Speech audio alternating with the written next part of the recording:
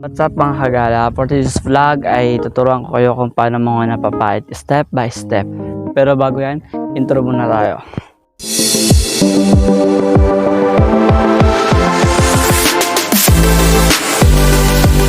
Ngayon, lakad kami dalawa rito. Ito nga pala yung kasama ko. Diba muna Jennifer? Yan. Yan. Dito kami ngayon sa bukid yan. Kahit mainit, go lang basta may pera. Kasi wala kaming pambaon. Kung gusto niyo pa mag-sponsor, baka naman. Tuloy po ang kaso. Wala pong mababag. Meron po dito pero maliliit pa siya. So una dapat yung malalaki ang kunin nyo. Yan. Kailangan malinis siya kunin. Kaya kung gusto mong makarami, yung malalaki. Yung iba malalaki na. Kaya mas maganda mong kunin yung malalaki. Pero buti na lang itong mga bata pa siya. Virgin pa siya. Ngayon, pagkas mo mga ng babae, ilagay mo siya ngayon sa lalagyan mo. Ayan. So maghanap tayo ng pwesto. Ayan. Kailangan yung malalaki ang kunin. Para. Dito ka ba nakakapon?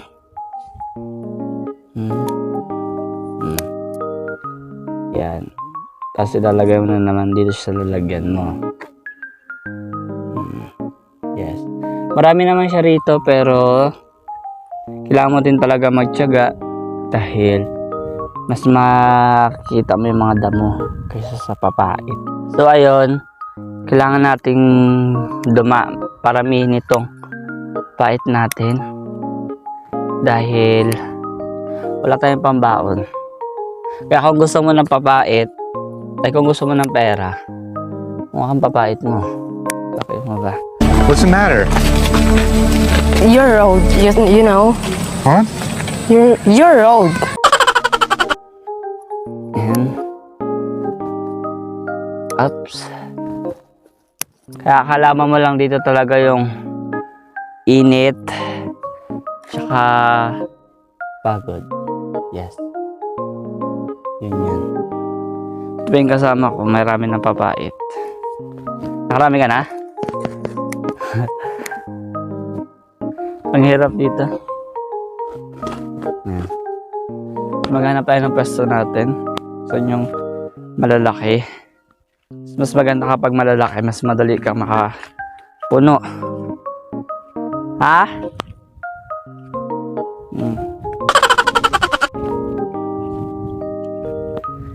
Mahirap dito maghanap minsan dahil di ba siya dito, hindi siya umaalis. Baka meron siya rito. Pero kami. Yan. Yan yung nakuha niya. So, ikaw, marami kang nakukuha. Ako hindi. Wala na ba iba tayong pagkuhanan? Tingin tayo ng marami. Ngayon. So, nakakita tayo rito. Kailangan nating premiahan yung pagkuha natin ng papait. Dahil sobrang lang ako pero hindi ko ginagamit. Mas maganda kasi clear yung hangin. Napipil mo siya. Yan ang ganito lang pagkuha ng papait. Yan. Pero pag may bunga, may bulaklak na siya, pwede mo siyang tanggalin. Pero kung ayaw mo naman, pwede naman siyang hindi kunin. Yan. Tapos kailangan mong munang tanggalin na maigi yung lupa niya. Dahil pag di mo tinanggal yan, mahihirapan kang o katulad nito. Inisa-isa ko na pero nakakuha pa rin ako ng damo. So pupunta na kami doon sa next station namin. Ay, ito pala oh. Oh, yun oh. Kapal. Pero maliliit pa siya. Kaya, ayun oh. Marami rito pero maliliit pa. Matim na agad, nasulog na agad yung mukha ko. Ayun ako makikita nyo mga papait yan pero maliliit pa. pa sila pwedeng harvestin. Mga palay na may konting papait.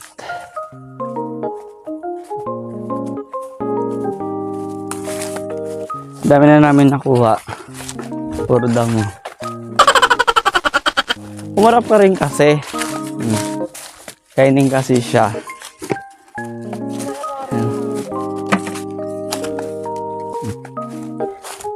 So tatawid kami ng ilog. Ito yung ilog. So marami pang proseso bago ka makakuha ng papait. Kaya sa mga bumibili sa amin dyan ng papait na madali lang daw mga napapait, nagkakamali kayo dyan. Madali lang sa inyong paningin, pero sunog sa aming mukha yan. Kasi ang dami pang tumatawar ng 2.15. Mura na yan. Purdago ka dyan. Yan, ganito kainit ang pagkuha ng papait. Kaya sana naman sa mga bumibili dyan ng papait, na-appreciate nyo sana yung mga hirap, init, pagod ng mga nangunguha. Kahit mainit, sinusulong namin dito. Pati wala na yung nagboboga rito, no?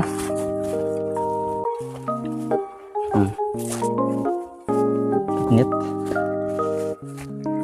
Kaya na natuyo na rito, sobrang init. Pero go lang. Saan na yan? Ay no.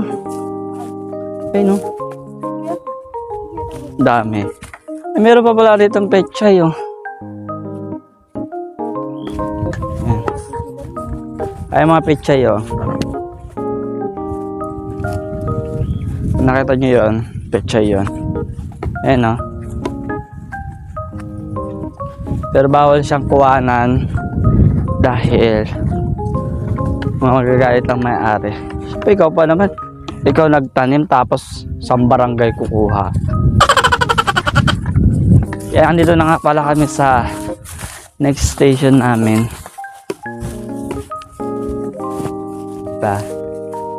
Marami siya. Sa mata. Init na sunog namin. Ang hirap no ka. Ay, maliliit pa. Diba? Marami siya pero maliliit pa. Pero kung pagtitiisan mo, matiising ka. Gunggong! Barinig kita sa mukha eh! Dito ka nanguha? Dami.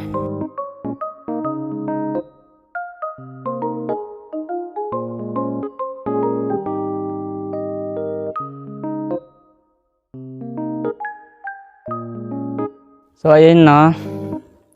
Mainit pa lang. Init. Ilang nga rito kung meron dito. Ano to? Laso na? Laso na nga. Ganun. So mainit pa rin mga kagala. Alas 3 pa lang kasi kaya mainit pa lang dito sa amin. Marami rito kung tutuusin pero malilit naman siya. Pero kung masipag ka naman, tiyaga, pwede ka na rito. So ayun na, maghahanap ako dito. May nakita ko dito pero parang wala naman papait. Yan o.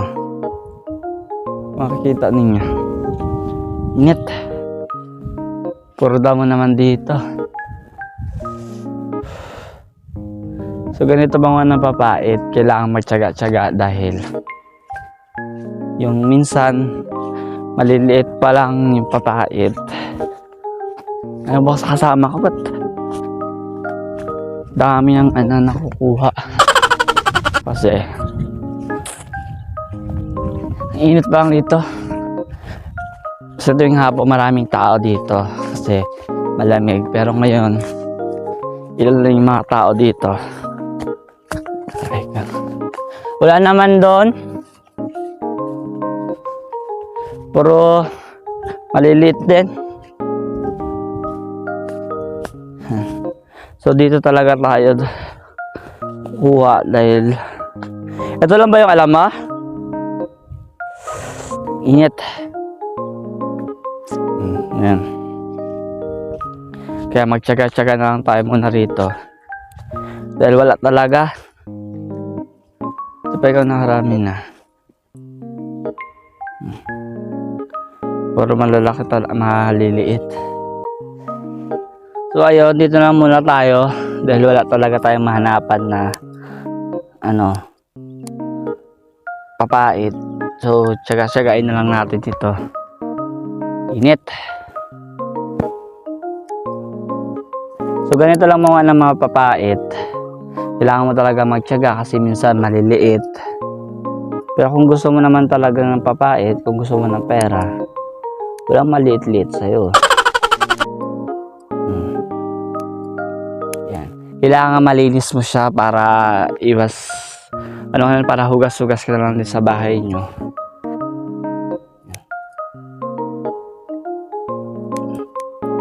Yung iba kasi may bulaklak na kaya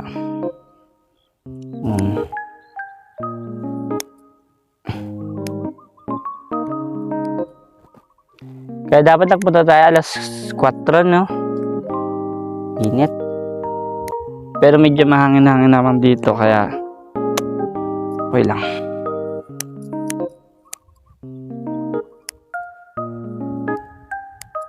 Nga pala kung hindi ka pa nakaka-subscribe, please subscribe my channel, Daniel Vlogs. And pakiclick na rin ang notification bell para updated ka sa mga paparating kong bagong video. Yan. Si Ate May hindi na nagbe-video, no? Busy na rin kasi siya.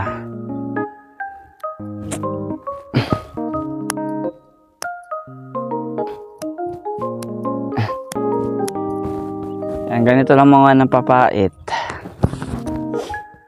Kailangan malinis siya para pag binili ng Tsaka shoutout nga pala sa mga nagsasabi dyan na baka naanuhan to ng gamot.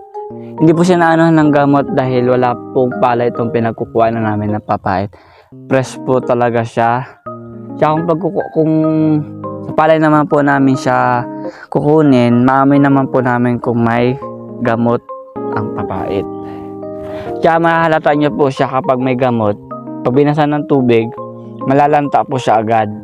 Hindi po siya aabot ng 3 araw o 2 araw. Baka 1 oras lang po siya.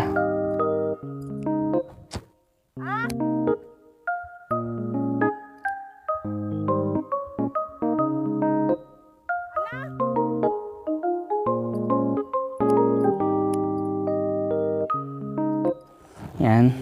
So ayun na nga makagala, kakaikot namin ay nakahanap na rin kami ng maraming papait. Ayan o, kung makikita nyo.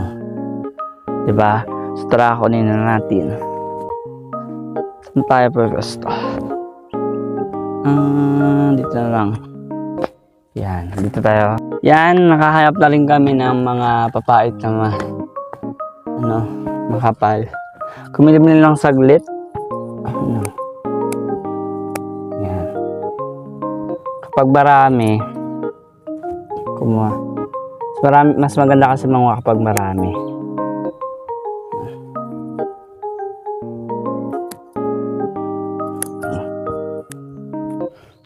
Yan yung mga papait na nakukuha namin. Sobrang init. Grabe, may sombrero tayo pwede natin ginagamit. Gamitin lang natin. Pwede natin bagay. Kasi mainit.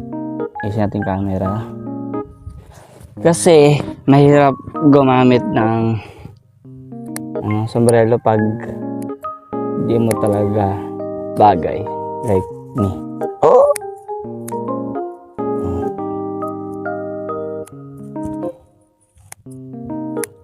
Ganito lang manguha. Pero kung hindi mo naman talaga kilala yung papait, mahirapan ka talaga dahil magkakapareho-pareho lang sila.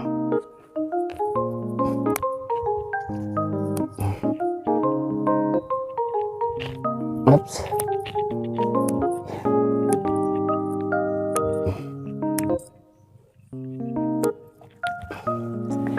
Yan.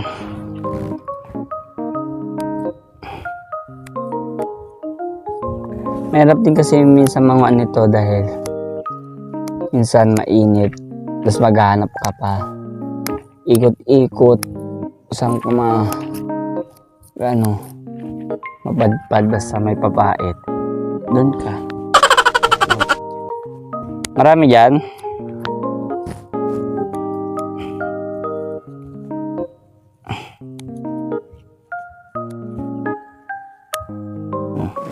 Yung iba kasi malalaki pero may bulaklak na. So, ayan, lilipat tayo. Kailangan natin lumipat para makarami. Yung iba kasi naturing nga malalaki pero may bulaklak naman na. Ayan.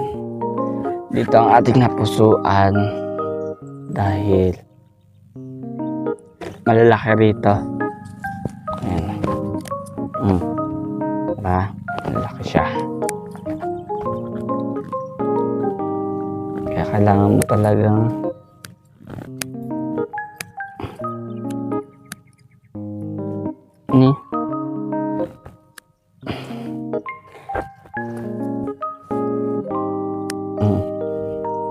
yan. Kaya mga napapait. Kailangan marami ka talagang pasensya. Kasi kakatingin ka nito pagkatapos mo manguha ng papait.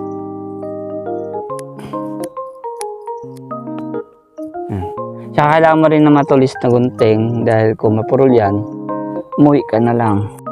Gunggong! Barinig kita sa mukha eh! Padlagbod na ba si sila sa bandang? Ang gagawin nila doon? Ito pala yung nakukuha natin. Kakabidyo natin to. Tayo video. So ayun na nga, makalipas ng ilang oras. Ito na yan. Nakakalahati na tayo. Dahil marami naman dito. Ito yung nakuha niya.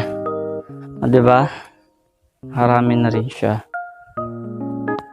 Kasi marami rito kung tutuusin. Kung matyaga ka lang talagang mga napapait, kakarami ka. Kagad nan. Diba, ang dami. Yan, kaya dapat sipag kayo mga napapait. Yan, ganito lang siya. Una, guguntingin mo siya rito. Diyan. Diba? Kaya dapat maano ka talagang mga napapait, matyaga ka. Yan. Ingat. Then, mag-ilang. Alas 4 na siguro na. Ayaw nga pala. Gunggong! Barinig kita sa mukha eh! Kanina pa ako tanong na sa akin pala ang orasan. Pero sa tingin ko alas 4 na. Oo. 4:13 na eh. 4 na. So alas 4 pa lang mga kagala. Pero dito pa rin kami sa bukid para manguha ng pambaon. Pambili ng mga project. Project. Bibili ng project. Hindi, pambaon lang. Kasi ito na kasi ang ngayon, hindi na uso dati na yung bibili ka lang hingi ka lang ng 5 piso, may pagkain ka na. Ngayon kasi 5 piso mo, candy na lang o lollipop na lang, 2 piraso na lang. Diba? Kaya pero kailangan natin intindihin yung mga tindahan dahil negosyo nila yon. Kaya pag bibili sila sa inyo ng papait, 5 piraso nyo rin. Ayan. Dito yung may-ari. Yan si uncle. Buti na lang wala dito yung walang tanim. Sa kabila maliliit pa siguro dun. Oh. Yan, katulad nan. Kung makikita nyo, may bulaklak. Pwede natin tanggalin, pwede naman natin hindi kunin. Pero dahil malay, kukunin natin yan. Pwede hindi yan. Kailangan kasi talaga matyaga ka.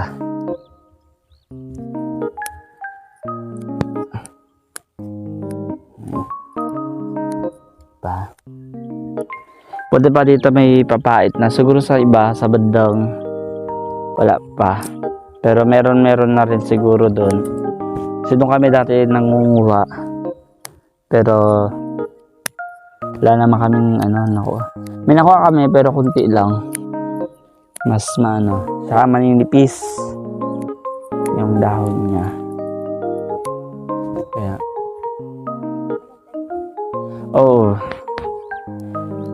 sa lang yan, sa mga tubig, nababad sa tubig yun. Kaya manipis. Pero matinda rin yun. Yun nga lang, maninipis, malulugi ka. Kasi mahihirapan kang kumuha nun. Tapos ang kukuha, yung mas gipit pa sa'yo. Wala na. Finish ka talaga dun. Inuulit ko! Hindi ako pumunta rito para makapag-away. Ba?